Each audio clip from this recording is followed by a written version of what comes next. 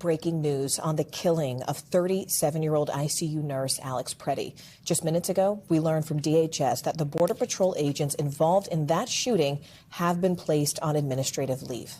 A preliminary DHS report into the incident obtained by NBC News confirmed that 2 federal officers fired their guns during this encounter.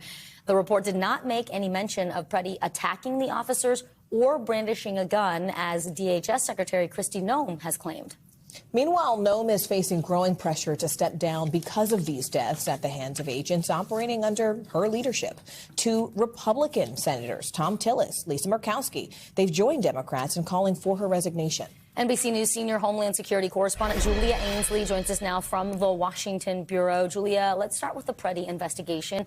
What can you tell us about these officers who we have just learned were placed on leave? Do we know if it is paid leave and what their circumstances are right now?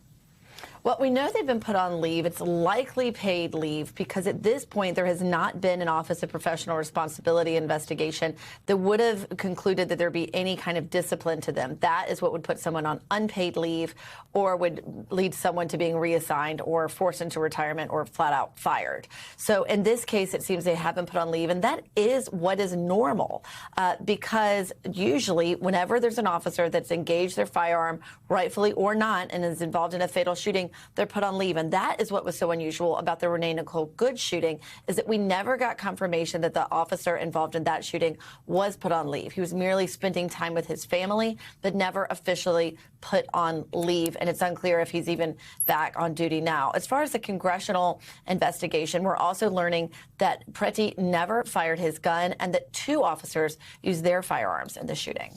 We thank you for watching, and remember, stay updated on breaking news and top stories on the NBC News app or watch live on our YouTube channel.